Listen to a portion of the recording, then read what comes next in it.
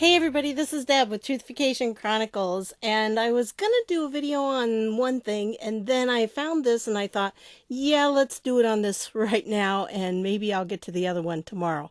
So, here we go. I was at the House Judiciary Committee site, and, sometimes you see something and you just gotta talk about it, and that's what this one is. In a victory for the Constitution, judge rejects delay and orders discovery in Blumenthal v. Trump, lawsuit brought by Blumenthal, Nadler, and 213 members of Congress. Yeah, I knew they were questioning this, but I didn't know that they had a lawsuit on it. So, you can't know everything, I guess, and so I missed this one. Yeah. This was dated, June 25th, this just came out. So there's a lawsuit going on, and they're trying to get Trump on the Emoluments Clause. Now, like I said, I knew they were after him for that, but I didn't know that they had taken it to court. So, yeah, I guess so. And this judge, which is Emmett Sullivan, who is the one who has been working with Flynn, he's kind of been the one encouraging Flynn to, withdraw his plea. So I don't know on this. I thought he was a little more fair, but evidently on this, he denied President Trump's request to delay the challenge brought by U.S. Senator Richard Blumenthal and House Judiciary Committee Chairman Jerry Nadler and members of Senate and the House of Representatives to hold him accountable to the Constitution's Foreign Emoluments Clause. Okay? Now, when I read this, I thought, oh, yeah, well, they're pretty happy about that, I'm sure. Well, when you read through this statement they put out, they are almost giddy right now with this. This tremendous victory assures that President Trump will be held accountable to the Constitution and the American people. A historic triumph for legally mandated transparency, Blumenthal said. In a thoughtful, well-reasoned opinion, of course, because it's what he wants to hear. So he's going to say that. A thoughtful, well-reasoned opinion. Judge Sullivan articulated what the law makes clear. There is absolutely no reason to delay one more day in ensuring that President Trump is held accountable for his violation of the Constitution's preeminent anti-corruption provision. For more than 2 years, President Trump has thumbed his nose at the American people in flagrant violation of the law. Today, the court spoke no longer.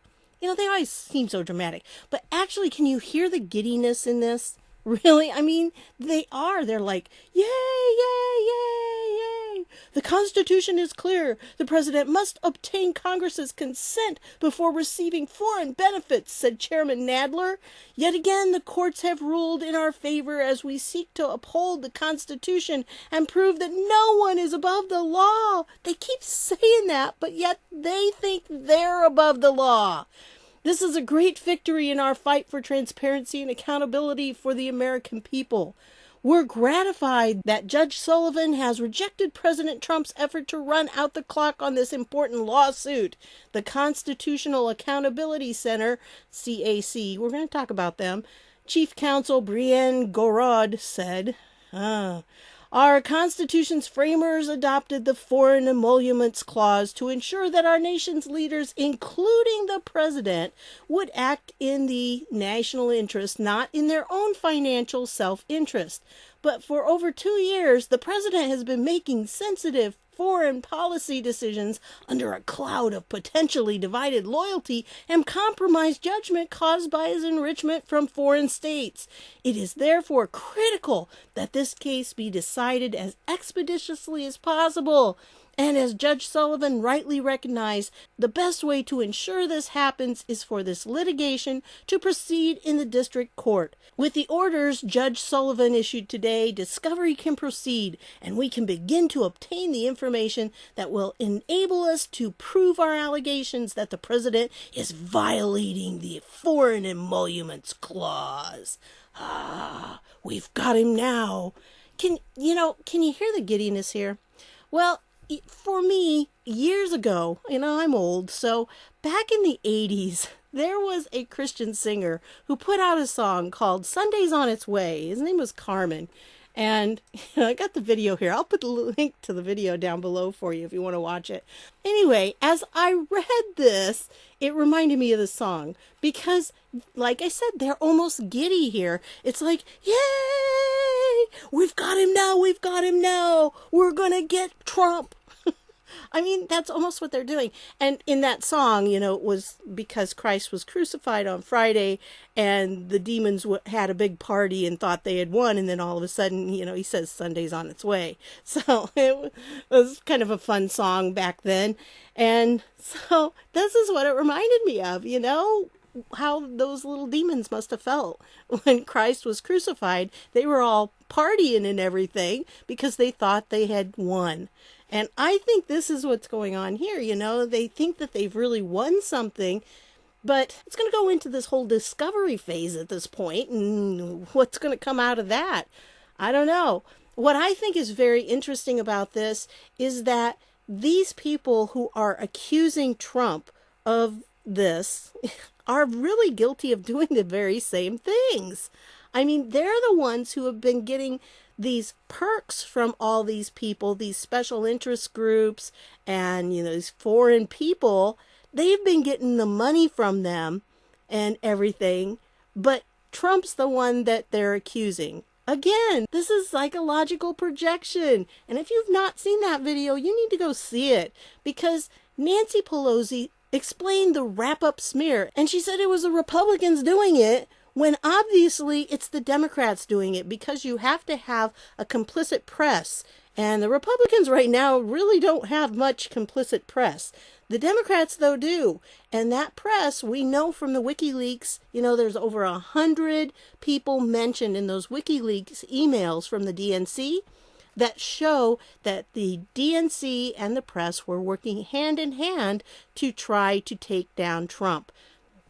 That's plain and simple. That's the evidence. Well, anyway, this organization here, it's called Constitutional Accountability Center, CAC. And so I did a little digging on it, and I thought, well, the first thing you do is you check the about stuff, and you try to find out who's behind this. Well, I looked at their people, and I didn't recognize any of them right off. And instead of going and digging on all of them, I thought, well, let's look a little closer. And this was launched in 2008. Interesting date, huh? By the late Doug Kendall. So we go looking for Doug Kendall, and guess what we find? Yeah, New York Times article. He's no longer with us. He died at 51, which was in 2015. Yeah, 2015. And so he was a liberal who challenged Supreme Court's conservatives, dies at 51. And look what it says here. A liberal lawyer and co-author of dozens of United States Supreme Court briefs challenging the prevailing conservative vision that the Constitution defines the federal government's jurisdiction narrowly, died on Saturday. And we conservatives look at the Constitution, and when we read it, it's very obvious that the Founding Fathers were writing a document that limited what the government could do. If you actually read the Constitution, that's what it's all about. The government can do this, but anything that's not put in there, that's not explicitly stated, the government's not supposed to be able to do. I mean, that's what it says. So I thought that was very interesting that that's the guy, that is there. And this is in the about. It's their vision. And look at what their vision says. Constitutional Accountability Center envisions a future in which judges, policymakers, academics, nonprofit organizations, and the public understand the Constitution in its most vital respects to be a progressive document, and always apply the text, history, and values of the whole Constitution to resolve disputes over its meaning. So in other words, it's not something that is unchangeable. It's something that is progressive, progressively changing. This is what gets me. And then they turn around and they say, well, yes, we're standing for the Constitution. No, you're not. You're not standing for the Constitution. You're standing for a document that you want to manipulate to fit your ideology. That's what they are standing for. And they have the audacity to call themselves the Constitutional Accountability Center. Oh, anyway, here is the list of all of them. And this is as of June 20th. So these are all of them that have jumped on board. I'm not going to read them all because there's a whole ton of them. There's 29 in the Senate. I'll just kind of go slowly. They're alphabetical, by the way. So if you see your person on there, you can, take note of that. Maybe contact them. Now, I'm fortunate because all of ours are Republican at this point. Doesn't always work that way, but it happens to be that way at this moment. We got rid of Joe Donnelly, thank goodness. Now we've got Mike Braun, which, by the way, he's doing some pretty good stuff. And I think I may do a video on him because he's really got some good things going. He's got a really good bill that I want to talk about eventually. There's 186 from the House of Representatives. And of course, Jerry Nadler's heading that up. But, they're all on there. There they are. These are the ones who are doing this. They are suing our president because they think he's been taking things from foreign states. Now, we're going to talk about how they classify that in a minute. But, yeah, look at the list. Here's the list. All of these people, they are all the ones behind this. I mean, there's quite a list, of course, but it's not all of the Democrats. Take note of that. There's, there were only 29 from the Senate, and so there's several in the Senate that are not participating, and there's a chunk in the House that aren't either, but a lot of these you're seeing people that you aren't surprised to see them on this list. I'm not surprised. Ted Lieu, these are names that you've been hearing because these are the people that are trying to make a name for themselves, trying to point out that they're going to get Trump. Yeah, they're going to get Trump. Oh, there's AOC. Yeah. Oh, Ilhan Omar, too. Yeah. Nancy Pelosi. See, we're just not surprised at seeing these names. Not surprised at all. They're the ones. Of course, there are no Republicans on this list. Okay. Thank goodness. I'd be pretty ticked off if there were Republicans on this list. But yeah, these are Swalwell, of course. Got to get his 2 cents in. Yep. Debbie Wasserman Schultz, Maxine Waters. See, are we surprised? No, we're not surprised. Oh, that's the bottom of the page. Okay, so there's the list. I'll put the links down below. You can check them if you didn't get a chance to see if yours was on there or not. But this is getting just so ridiculous. And this is just something we need to remember, that Donald Trump is going through this, that he has to put up with all of this and try to run our country. And it's crazy that they can do this to him. I think that if they have a problem and they think that he's violated the Emoluments Clause, then they should impeach him. Because that's what, in my opinion, impeachment should be for. It's not taking him to court. You shouldn't be able to take the President of the United States to court while he is a sitting president. And I'm not saying that as a carte blanche that the president can do anything, because that's what impeachment is legitimately for. But, the guy is busy. I mean, he's doing so much. I watch his schedule and he's like here and there and everywhere, and he's got speeches here and he gives out medals here, and he's just everywhere. He is so full of energy. It makes me tired just reading his schedule sometimes. But anyway, this is the document. If you want to go ahead and read through that, I'll put it down below. It's very legalese. So, if you like legal documents, you'll like this. But yeah, basically it just says that they're denying Trump, and that he is going to have to provide them with stuff. And who knows what they're going to get into here. It's just kind of crazy that all of this is going to happen. Well, back in, this was January 23rd of 2017. Okay, wasn't he inaugurated on like the 21st? So it was like a couple days after he was inaugurated. That's when they filed this lawsuit. Okay, so they have been at this lawsuit for a while, a couple years here. And what do they think that he's violated? This, of course, is from the Washington Post. So it's very anti-Trump if you want to read it. And they have a video here. It's not too bad of a video, but it's definitely trying to say that, we're going to get Trump. We're going to get Trump. That's really what they're out for there. You know, they would want to say that he has had problems with, gaining money from foreign dignitaries. And so here's what the actual words say. 49 words. No title of nobility shall be granted by the United States, and no person holding any office of profit or trust under them shall, without the consent of the Congress, accept of any present, emolument, office, or title of any kind whatever from any king, prince, or foreign state. Okay, now you have to remember this was written back in the 1700s, so the late 1700s, and they were talking about being given gifts of great value from different dignitaries in different countries. What is really happening with Trump that they're complaining about is that he has a business that has hotels. And sometimes foreign dignitaries stay in those hotels. And so he's getting money from them. You know, they're not going to be satisfied until he is totally bankrupt. I mean, that is the only thing that would ever satisfy these people. And even then, I don't think they'd be satisfied. So, see, the thing is, paying for a hotel room is not a gift or a present. I agree with that. You know, if you go to a hotel, you pay, but it's not because you're giving someone a gift. You're paying for that service. That's a totally different thing. That's not at all what this Emoluments Clause means.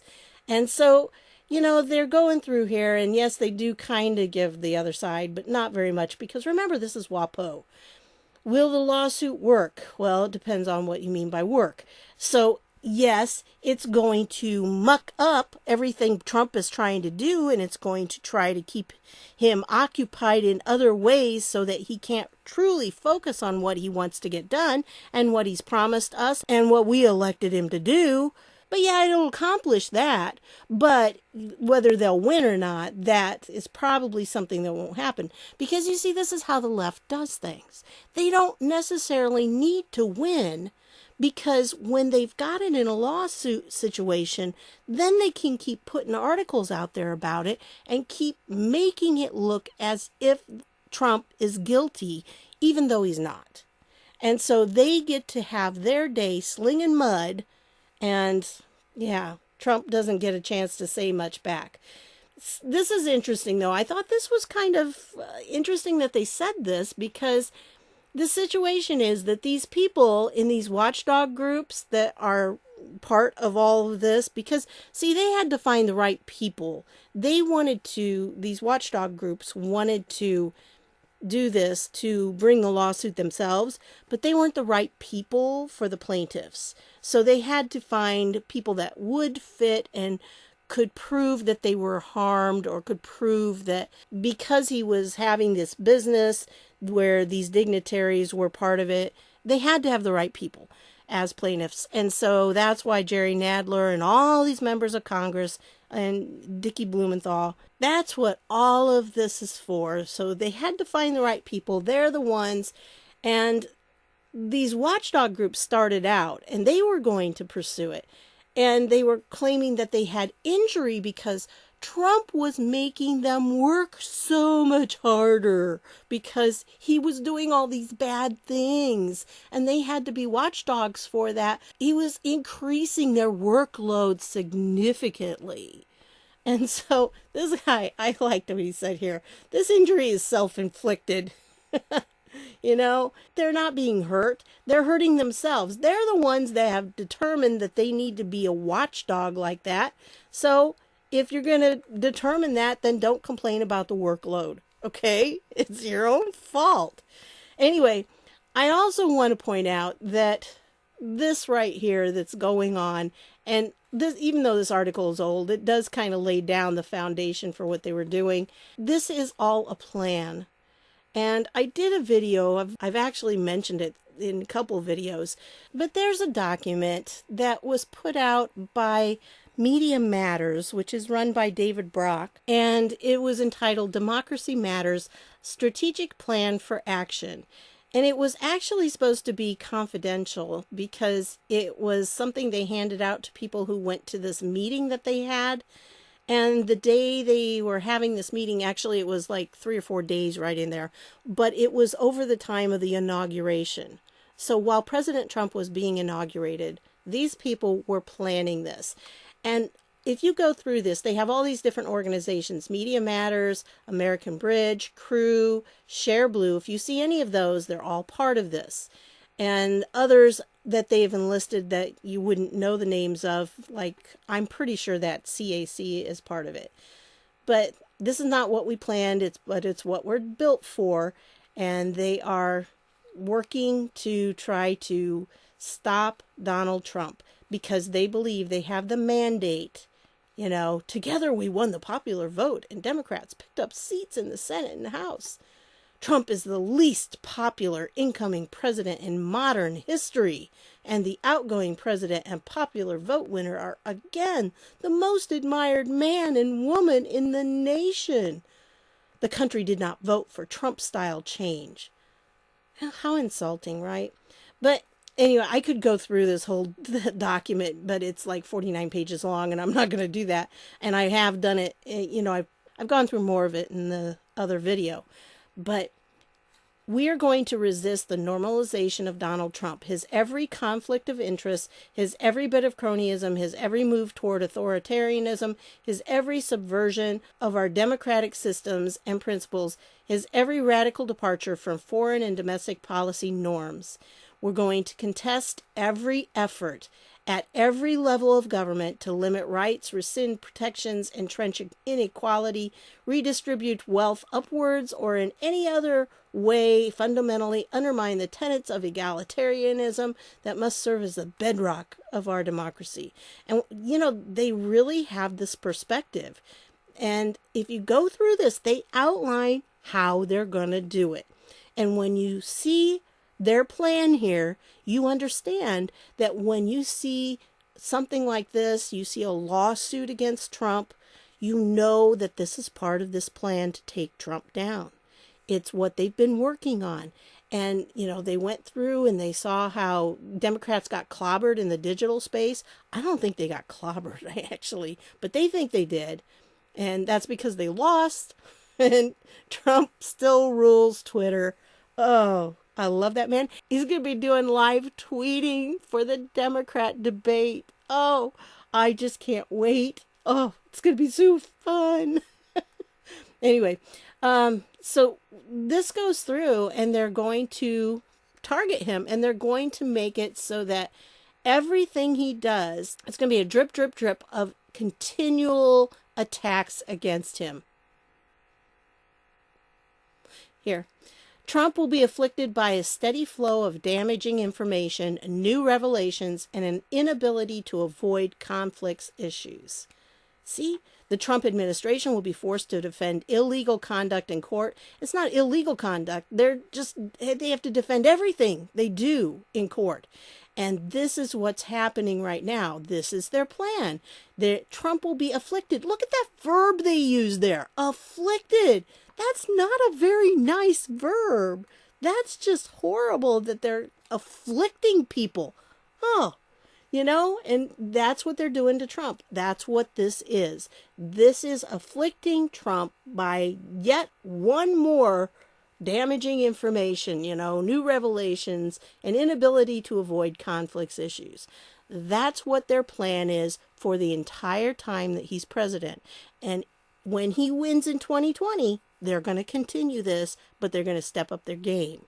So, yeah, it's getting worse because they've lost power, and they know it. And they know that there are more and more people like us all the time that are following conservative views and values, and we're supporting the conservative mindset. They don't want that. They want people who will follow them blindly to give them power. And again, like I said, I think it's very ironic that the people that are accusing Trump the most of this Emoluments Clause, I think they're guilty of it. That they're the ones who are accepting things from people outside the United States that they should not be accepting, you know? And I really think that maybe we need to alter our Constitution a little bit, add a little amendment on there so that former presidents cannot accept anything from foreign governments, because there's no reason in the world why Clinton should be out there getting money from Russia. There's no reason in the world why Obama should be going around to all these different countries, and I know they're giving him perks. So, why should it stop after you are no longer president? If we're still paying your salary, I think that you should still have to abide by that. Because there's no reason in the world that a former president should be able to accept gifts from foreign powers, because they still do have an influence on many people. And I just think it's wrong to do that. So anyway, that's what I wanted to share with you. I'll put the link to this document again down below in case you haven't seen it. Again, if you've watched my videos for long enough, you've heard me refer to it several times, because this will make your jaw drop. The more I read it, the angrier it makes me, because the whole thing is to delegitimize Donald Trump's presidency. That's what they wanted. They can't get him out, so they are going to delegitimize it. And that's what they've been trying to do. Anything they can throw at him, they will.